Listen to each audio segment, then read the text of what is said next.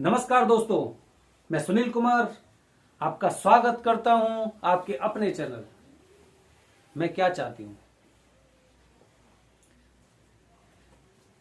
सबसे पहले एक जरूरी सूचना, हमारे चैनल का उद्देश्य कभी भी किसी भी धार्मिक भावनाओं को भड़काने का और अंधविश्वास फैलाने का नहीं है। दोस्तों, अगर आपको ये कहानी अपनी जिंदगी से मिलती जुलती है तो ये मात्र एक संयोग है, उसके अलावा कुछ नहीं।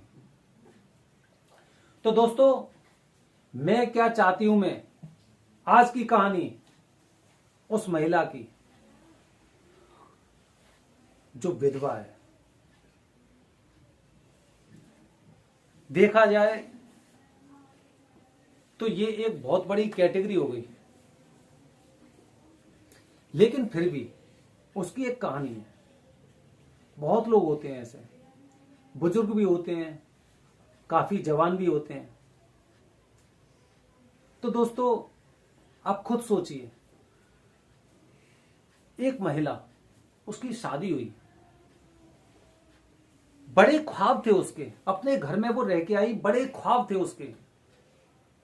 क्योंकि आजकल जो इंटरनेट का माध्यम शुरू हुआ है, जिसपे लोग ज्यादा उससे सर्च करने लगे हैं, घूमने फिरने की जगह चेक करने लगे हैं और आने जाने लगे हैं, उनसे हर महिला के अंदर, हर लड़की के अंदर इच्छा होती है कि शादी के बाद चलो वहां घूमने जाएंगे, शादी के बाद वहां जाएंगे, ऐसी चीजें होती हैं।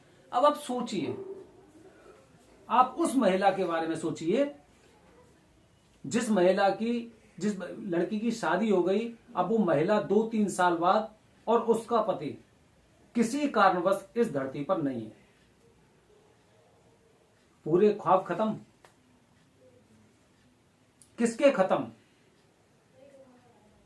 उस लड़की के। किसकी वजह से खत्म? देखा जाए तो ये ख्वाब उसके खत्म हुए हैं हम लोगों की वजह से, हमारी कुरीतियों की वजह से। उसका दोष नहीं है इसमें, उसका कोई दोष नहीं है। जो हुआ प्रकृति की इच्छा से हुआ। किसी ने जानबूझकर कोई ऐसा दुस्साहस करने की कोशिश नहीं की है। उसके बावजूद जो फल भोगना पड़ रहा है, वो किसे भोगना पड़ रहा है? उस लड़की को, उस महिला को। मैं क्या चाहती हूं? क्या उसके बारे में पूछा?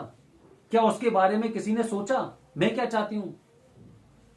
ऐसी हीन भावनाओं से पूरा समाज ऐसी महिलाओं को देखता है कि उसे बयान करने में हर इंसान को शर्म आएगी। कहीं पर भी, घर में, परिवार में, समाज में, कहीं पे कोई मांगलिक कार्यक्रम होता है, इन लोगों को, इन महिलाओं को वहां से दूर रखा जाता है। अगर सुबह ही सुबह आप उनकी शक्ल नहीं देख सकते, देखा जाए सुबह से लेकर शाम तक जाने कितनी यातनाओं को सहन करना पड़ता है, बर्दाश्त करना पड़ता है। लेकिन मैं क्या चाहती हूं? क्या मैं ये चाहती हूं? क्या मेरा उद्देश्य ये है, अगर किसी की शादी हो रही है, क्या मुझे वहां पे जाने का अधिकार नहीं है? अगर कोई कार्यक्रम हो रहा है घर परिवार में, क्या मुझे उसमें शामिल होने की जरूरत नहीं है? मैं क्या चाहती हूं? क्या मैं उनका बुरा चाहती हूं? मैं जब अपने दर्द में पहले से ही दबी हुई हूं, मैं किसी का बुरा क्या करूंगी और क्या सोचूंगी? उस महिला के बारे में आप सोचिए। आप कभी कभी उन चीजों को किसी पुरुष के ऊपर भी सोचने की कोशिश करना। क्या इंसान, क्या पुरुष ऐसी चीजें बर्दाश्त कर सकता है? कदापि नहीं करेगा, बिल्कुल नहीं करेगा। लेकिन हमारे समाज ने क्या किया है? उसकी इच्छा किसी ने नहीं की, उसकी इच्छा को जानने की कोशिश किसी ने नहीं की, सोचा तक नहीं कि इस पर क्या गुजरेगी। एक जो दंड भगवान ने दिया उसको, उसके अलावा इस धरती के जो और लोग हैं वो भी उसे दंड पर दंड दिए जा रहे हैं। उसकी भी तो कोई इच्छा है? उसकी इच्छा नहीं है? जो कार्यक्रम घर परिवार में हो रहा है उसको भी तो करने का हक है। उसकी इच्छाओं को कब तक आप मारेंगे? हमें उसके बारे में कुछ अलग सोचने की जरूरत है। अगर ऐसी कोई वारदात हुई है तो समाज में हमारे में धीरे धीरे करके काफी अच्छे विचार लोग भेज रहे हैं, वहां तक पहुंच पा रहे हैं कि ऐसे लोगों के साथ क्या करना चाहिए। अभी उसकी उम्र ही कितनी है और आपने पूरा लांछन का बोझ उसके ऊपर लाद दिया कि विधवा है। भाई है तो है, उसमें क्या है? और आजकल तो देखा जाए, आजकल एक विवाह के साथ कौन रह रहा है? आजकल तो जब कोई वारदात नहीं हो रही उसके बावजूद भी, आप बॉलीवुड में देखिए, कोई वारदात नहीं हो उसके बाद भी दूसरी शादी हो गई, तीसरी शादी हो गई, फिर वो क्यों नहीं कर सकती? कोई ना कोई तो वजह होगी, क्यों नहीं कर सकती वो? उसमें आपके परिवार की कौन सी बेइज्जती हो जाएगी? और जब आप किसी उसे धार्मिक कार्यक्रम में, किसी अच्छे कार्यक्रम में आप उसे शामिल नहीं कर रहे हो तो वहां पे आपकी कौन सी इज्जत हो रही है? इस बात को तो हमें सोचना पड़ेगा ना। जहां पर लोग देखा जाए तो सब कुछ अच्छा खासा होते हुए, आप फिल्म इंडस्ट्री बॉलीवुड में देखिए, आमिर खान को देखिए, सैफ अली खान को देखिए, शादी कर रहे हैं, क्या दिक्कत है? और कौन सी इज्जत? यहां पे कौन सी इज्जत वाली बात आ गई? कौन सी इज्जत का हनन हो गया? आखिर उसकी भी तो कोई जिंदगी है, उसे भी तो उस बारे में सोचना चाहिए। वो क्या चाहती है? हमने क्या कभी उसे जानने की कोशिश की है? आपने देखी होगी प्रेम रोग, ऋषि कपूर की मूवी थी वो, उसमें पद्मिनी कोल्हापुरी के साथ जो हुआ, उस पर आप सोचिए कि उसे किन किन कष्टों का सामना करना पड़ा होगा। ऐसी न जाने कितनी औरतें होंगी, कितनी महिलाएं होंगी ऐसी जो ऐसी परिस्थिति से गुजर रही होंगी, और हम लोग केवल अपनी इज्जत के भरोसे, केवल अपनी इज्जत, दिखावे की इज्जत के लिए, और हम क्या करते हैं? इन लोगों का शोषण करते हैं। देखा जाए तो शोषण हो रहा है इनके साथ। क्यों? आखिर क्यों? हमने कभी जानने की कोशिश की है क्यों? उसकी भी तो इच्छा है। आप प्रेम रोग देखना, क्या उसकी कोई गलती थी? क्या उसने कभी सोचा था कि कुछ गलत इस परिवार के साथ हो जाए? फिर भी उसे अलग, घर परिवार से अलग और एक अलग कमरे में उसे छोड़ दिया जाता है। यही होता है ज्यादातर, यही होता है। उसे एक तरह से हर प्रकार से नजरबंद रखा जाता है।